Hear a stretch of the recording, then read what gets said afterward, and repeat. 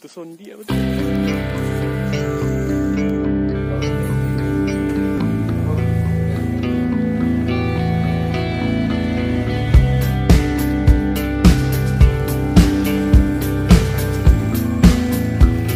Hai gengs, apa kabar? Semoga kita semua selalu dalam keadaan sehat. Kita berharap di awal tahun ini juga menjadi awal yang baik bagi kita semua.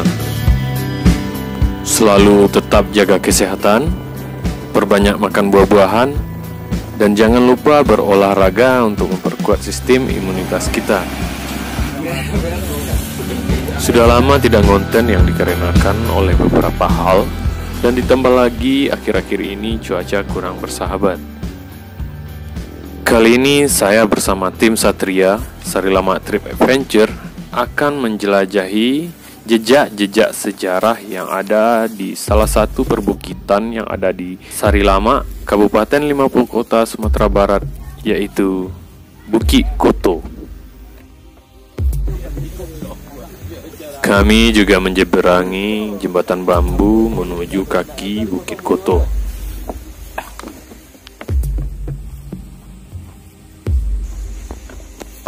Bukit Koto adalah bukit yang berada di kawasan Geopark Lembah Harau, yang mana menyimpan banyak jejak atau peninggalan sejarah dari nenek moyang kita terdahulu.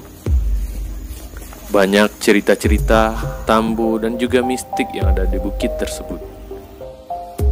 Cuaca mendung tidak menyulitkan kami untuk menjelajahi bukit ini.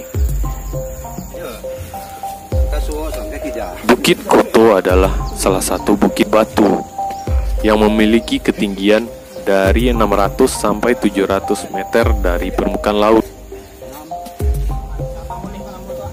Dan akhirnya kami sampai di spot pertama, yaitu Batu Tapak Nabi. Kita melakukan penelusuran di jejak sejarah di perbukitan atau Bukit Koto yang berada di negara Selamat. Dan saat ini kita berada di sebuah titik. Setelah kita berjalan dari bawah tadi sampai di sebuah tempat pemberhentian, dan di sini ditemukan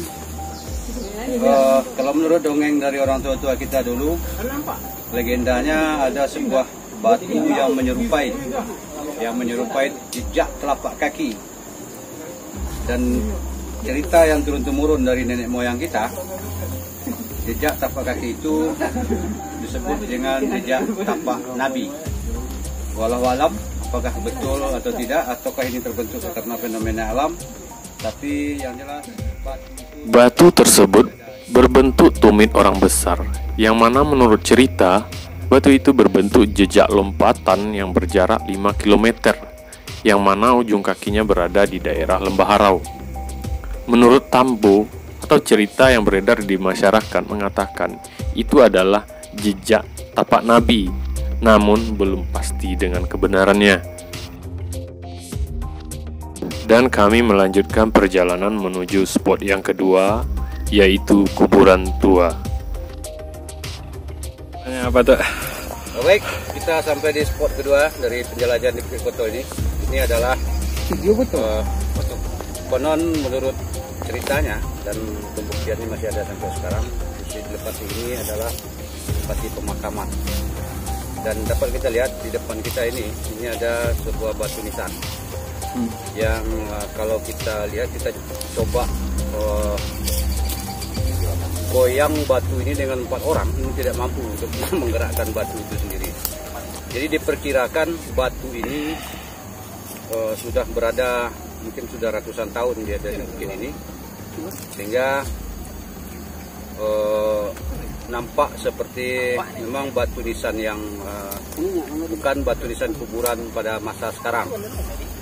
Bisa jadi ini adalah batu nisan kuburan dari zaman kuno atau zaman dahulu kala, karena dari arahnya pun ini seakan menghadap ke timur dan barat, bukan utara dan selatan.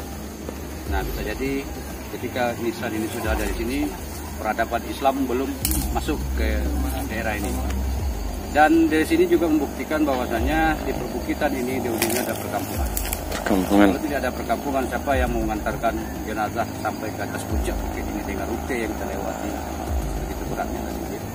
Dan dapat kita ketahui dari hasil penelusuran kita ada beberapa batu nisan yang ada di sekitar sini.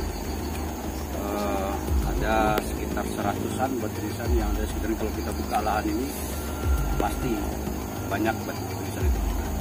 Sayangnya penemuan ini belum diekspos ataupun dimasukkan ke dalam oleh Badan Pelestarian Cagar Budaya, dan pemerintah daerah pun juga belum melihat ini.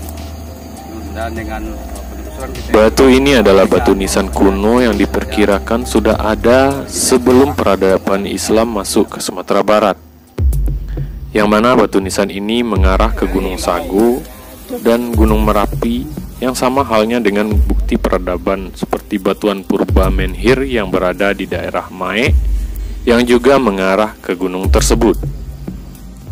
Dan kami melanjutkan ke spot yang ketiga, yaitu Pasar Kuno.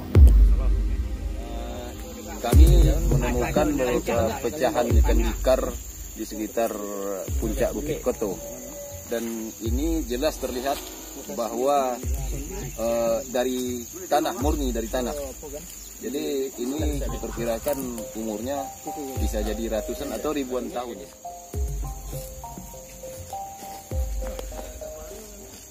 Kalau menurut sejarah dan cerita dari orang tua kita, di bekas ini dulunya adalah bekas pasar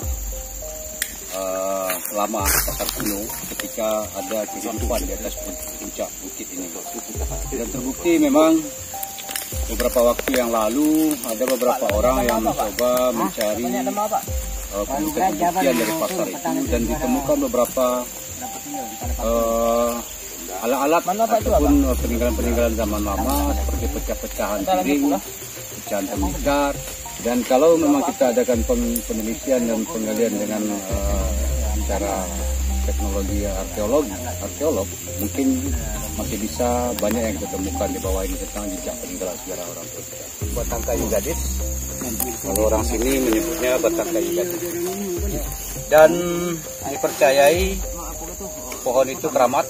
Kenapa? Ini sudah beberapa kali mengalami kebakaran lokasi ini, tapi yang namanya pohon itu tidak pernah tersentuh api.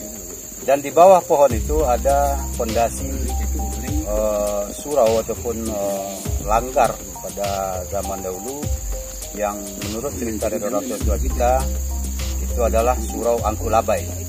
Angkulabai itu adalah seorang ulama yang ada di Minangkabau.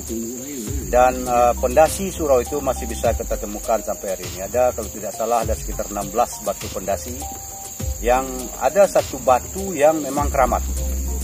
Ada memang dicoba atau orang yang menginjak batu itu, dan kenyataan orang itu mengalami gangguan kejiwaan. Dan sampai sekarang masih bisa dibuktikan, dan orang yang melakukan itu pun masih hidup sampai sekarang. Dan menurut sejarahnya, Angkulabai ini adalah orang yang katanya ketika Mekah terbakar pada sekitar tahun 1800-an, dia ikut menemukan atau memadamkan api. Tapi walau alam itu cerita dan temuan-temuan yang diceritakan secara turun. Pada zaman dahulu, di sini terdapat pasar kuno yang menurut cerita dari Pak Imeh, yang sudah lama berkebun di puncak bukit ini, sering menemukan benda-benda antik seperti pecahan tembikar, gelas, piring-piring kuno, dan benda antik lainnya.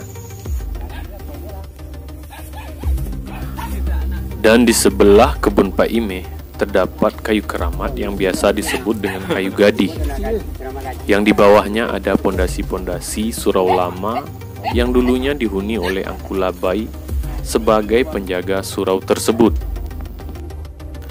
Setelah menelusuri jejak-jejak sejarah di bukit ini, kami istirahat di gubuk kebunnya Pak Imeh. Di sini kami juga makan siang, sholat, dan rehat sembari menikmati keindahan pemandangan dari puncak Bukit Koto.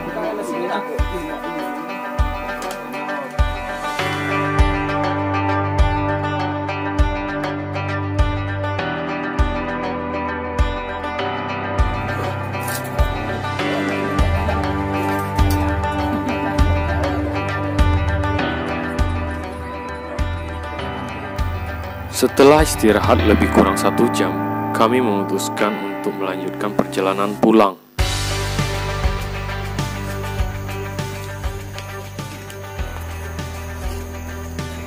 Dan tetap jaga kebersihan lingkungan, jangan buang sampah sembarangan, stop eksploitasi alam, karena alam itu ada untuk kita jaga, bukan untuk dicemari.